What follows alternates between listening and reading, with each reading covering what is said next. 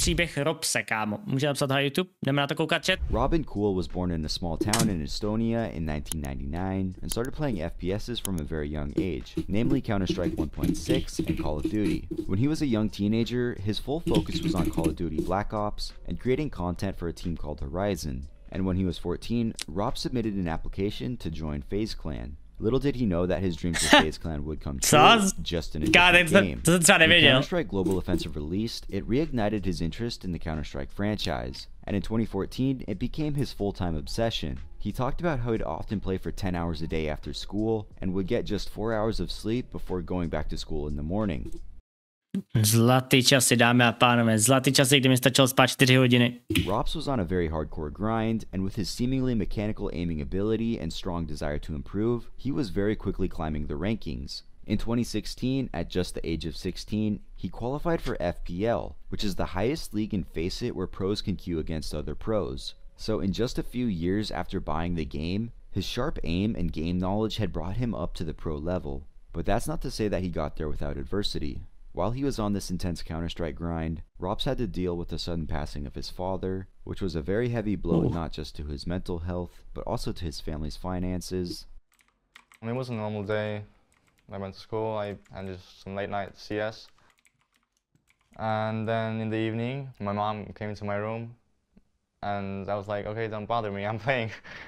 I'm busy now and I'm just having some fun. But she said that it's serious and she just sat me down to have a talk. And she let me know that my dad committed suicide. Co ti jebe, kámo? To třeba bude se věděl o Ropzovi. If I could just go back in time and, you know, tell my dad that I could earn so much money playing CS and just wait, like, things will work out. And now that Ropz was playing in FPL with professional players, he found that those pros who he'd looked up to for so long were now against him, to the point that they'd actually avoid playing with him. Ropz was a very young talented kid from a small country with really no notable Counter-Strike players, and he was suddenly going toe-to-toe with the game's top professionals. It wasn't long before he started being accused of cheating. Yep. Oh, fuck this Ropz retard. I don't know why the fuck we don't just ban him. He's never gonna show up at the LAN. I don't even want to join a team. And when he started streaming his games, these accusations only worsened. Many clips were taken of him constantly glancing over at his second monitor during situations where you probably shouldn't be looking away from your screen at all. Watch this shit, man. He does like these quick looks. That's so weird, bro. Like, why are you doing that? Like, there has to be a reason why he's doing it. Like, either this kid's just nuts, like, which I'm gonna give him the benefit of the doubt. But dude, you never fucking know, man. It was suspected that he was glancing over at some sort of radar or other cheat, but nothing was certain, and it was a split decision between fans if he was actually cheating or not. After outcry from the pro players, FACEIT sought their own way to resolve the issue. They actually flew Ropz out from Estonia to the FACEIT headquarters in London in order to watch him první, který tam byl pozvaný.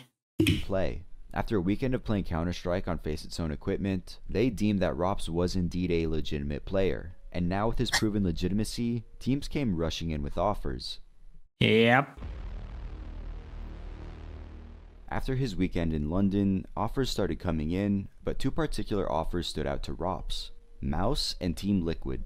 Both teams had some high points in 2016 and could have greatly used Ropz's abilities, but there was a key difference between the two teams. With Liquid being a North American team, it'd mean that he'd have to relocate his entire life overseas. Not only was he still just a 17-year-old kid, but there was a more important factor to Ropz. Some young talents, like his future teammate Twists, drop out of school to play CS full-time, but Ropz wanted to complete school, and choosing a European team would allow him to do that, so his choice was clear.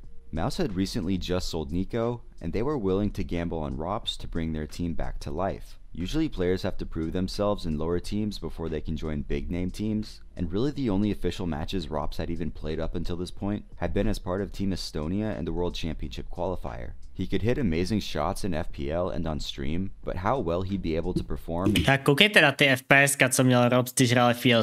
100 FPS, kámo. Integrate into a structured top tier team was entirely unknown, and Mouse was willing to roll the dice.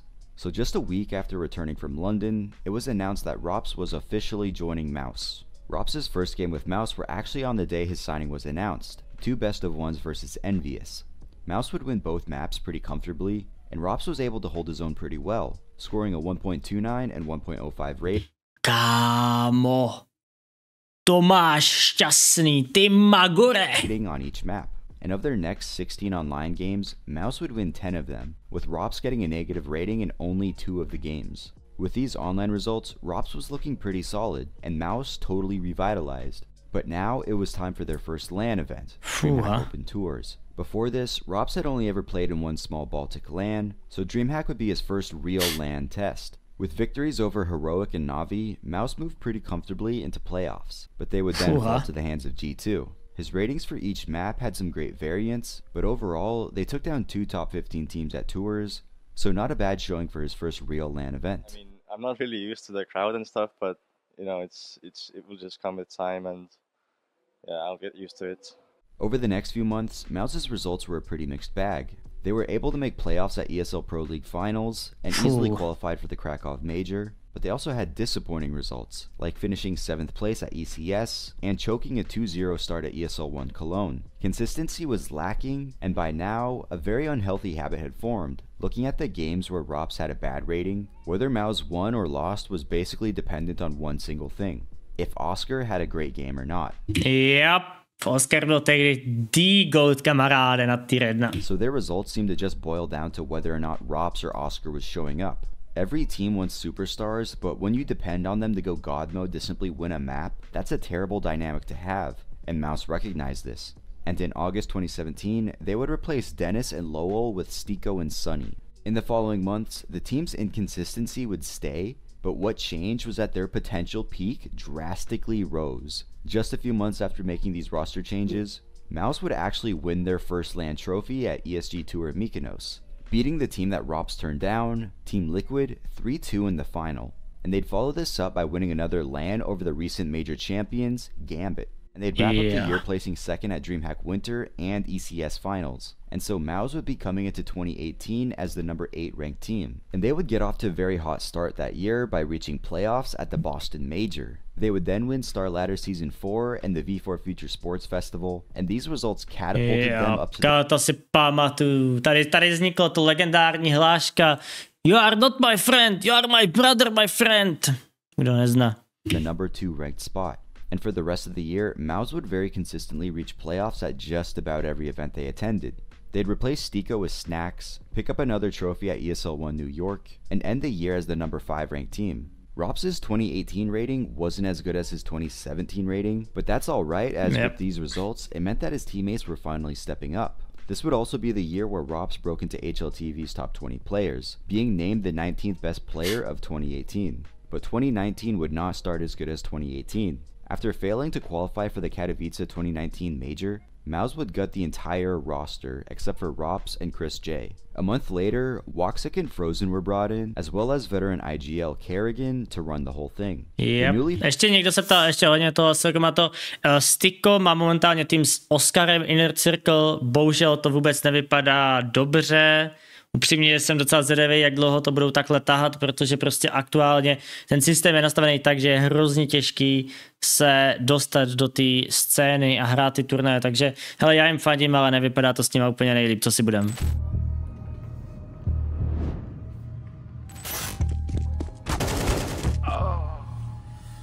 S takovýmhle nožem se nedá nic vyhrát.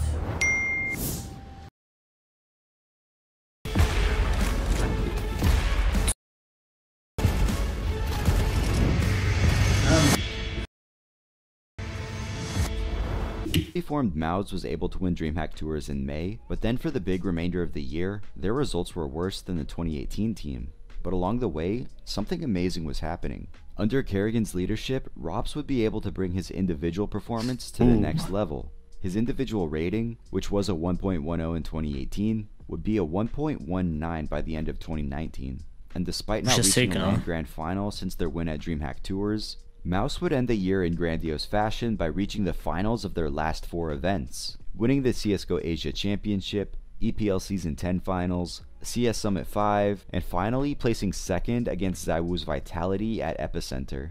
This last-minute hot streak would launch Mouse back to the number 2 ranking. Jo, to je fun fact, že vlastně Mouse nikdy nebyli number 1. I s Testikem byli number 2, kámo. Ropz would be awarded his first ever MVP medal for winning the Pro League finals with a 1.24 rating, and he'd also be named the 10th best player of 2019. Mouse looked to continue their hot streak into 2020, and they did so by winning the GGBet Ice Challenge over Navi. But unfortunately for Mouse, their first event of the year would be their high point of the year. Ajej, Regin. Zabijákem tropiku, kamaráde. As the world shifted to the online era, it became pretty common for Mouse to finish an event in last place, or just about last place. Mouse tried making a roster move in August, but it didn't really do anything to help the situation. The team's ranking slowly withered away from number 2 down to number 18. But despite the team's downward trajectory, Ropz only continued his upward trajectory, being named the number 7 player of 2020. At the end of 2021, Kerrigan decided that he'd had enough of this unstable Mouse roster, and he left to join FaZe Clan, throwing the team into even more turbulence as they still struggled to get any noteworthy results. Their single highlight all year was winning Flashpoint 3, which also qualified them for the Stockholm Major, but it was otherwise a lackluster year.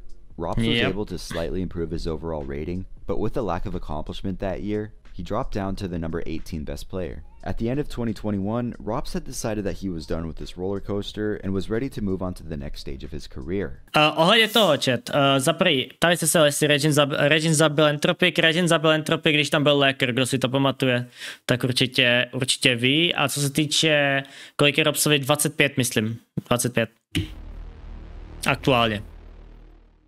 When Kerrigan left Mouse for FaZe at the start of the year, there was also talk of Ropz leaving as well. This of course didn't happen, but after enduring the rough year that was 2021, Ropz knew it was time to leave and he knew exactly where he wanted to go. Ropz left Mouse on December 29th, and just 5 days later, he officially joined the org that he'd applied to as a 14-year-old. He wanted to link back up with the IGL who knew how to properly utilize him, so much so that he actually took a pay cut when he joined FaZe Clan. Kerrigan is just the best leader I've played with.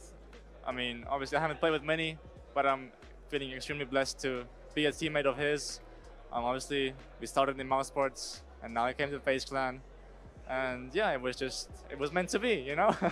And with their new addition, FaZe went on an absolute tear to start 2022, winning IEM Katowice and ESL Pro League, but their biggest achievement would be winning the PGL Antwerp Major, where they'd only lose 2 maps in the entire event. And in their last event before the summer player break, FaZe would take home the IEM Cologne trophy, making them just the second team ever to win Katowice and Cologne in the same year.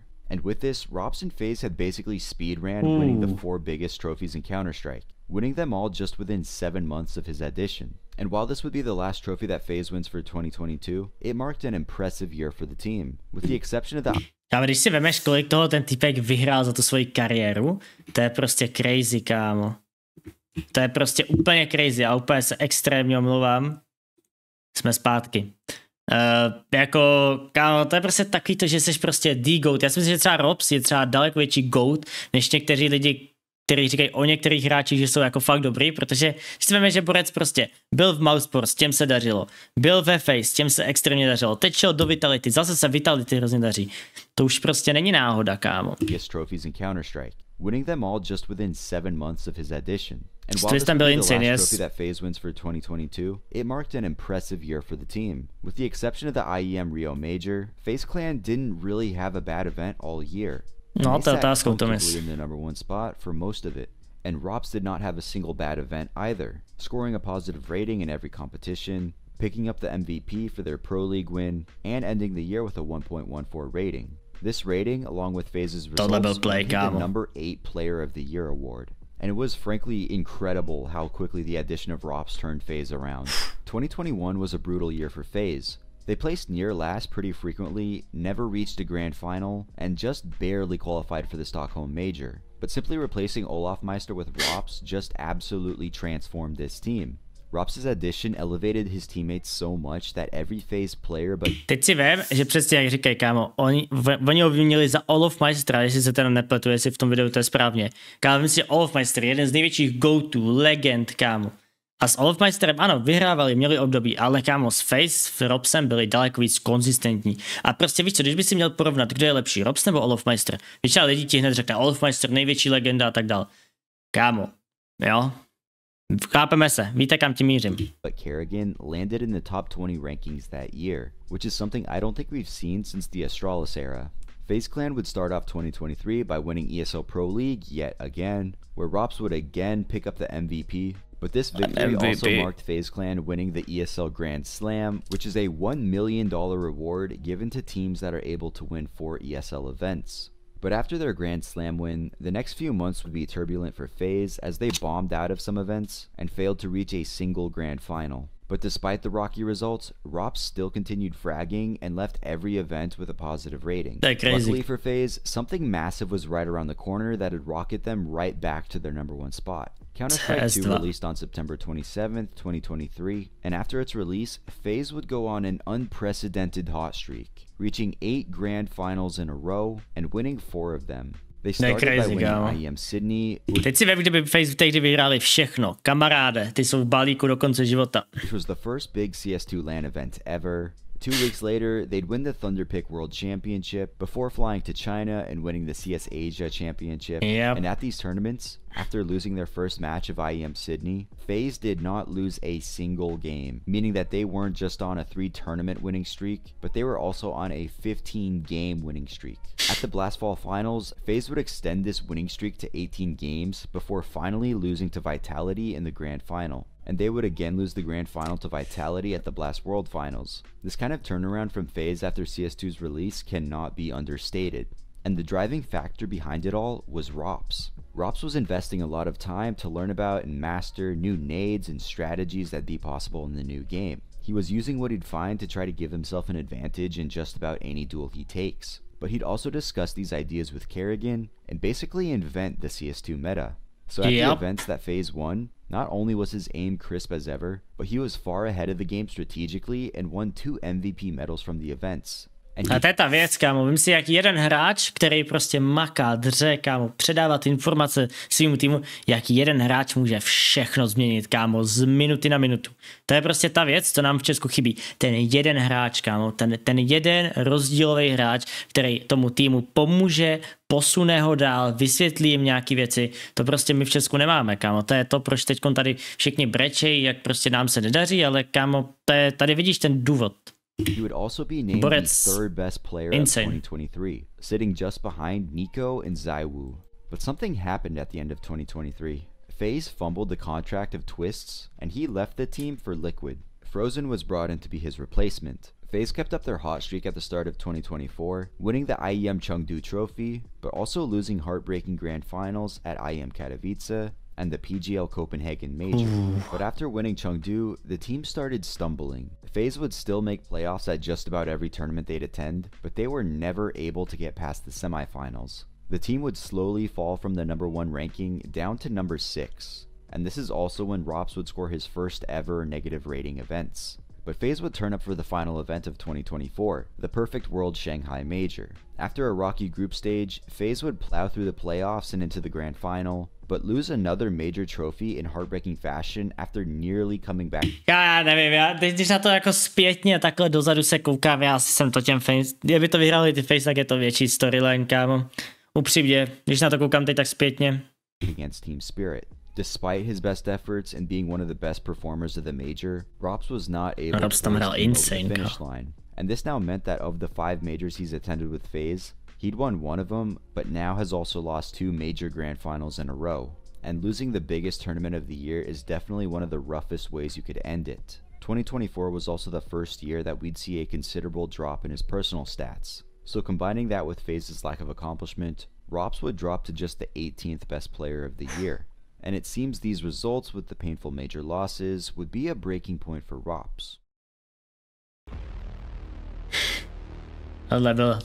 As 2024 went along, Ropz had a decision to make that became ever more prevalent. His contract was set to expire at the end of the year, and he had frankly no idea what to do in the months building up to this. He'd experienced a lot in FaZe, but if ever there was a time to try something new, it'd be at the end of this contract. Shortly after their Shanghai major loss, sources reported that Ropz was apparently set to join Vitality. This report was out of absolutely nowhere and Já jsem totally říkal v novinkách, že to surprising, bude but on December goated. 31st, the pieces started to move when Ropz left FaZe Clan. And 10 days later, the rumors would be confirmed as Ropz joining Vitality was officially announced. In an interview, Ropz has said that already the team chemistry is amazing, his input is being listened to, and he has that feeling that this can easily be a championship team. Vitality has already won their first match against Metasport, where Ropz also had a great performance, and right now, the future looks bright for both them and for Ropz. And that's where the story currently stands. If you've made it this far, liking and subscribing is the best way to help this channel grow. This video took an incredible amount of time. Thank you to our Naprosto sponsors. souhlasím, kámo. Naprosto souhlasím. Kámo, dejte tam určitě nějaký like, nějaký komentář, protože Borec si to 100% zaslouží, kámo. Tyhle videa, ono se to nezdá, ale to fakt trvá hrozně dlouho takovýhle videa dělat. A já taky lidi respektuju hrozně moc, protože sám je nedělám a vím, kolik to trvá času, takže určitě nějaký like, moc mu to určitě pomůže a udělá mu to radost, takže tak. Čet, to bude všechno a jdeme dál.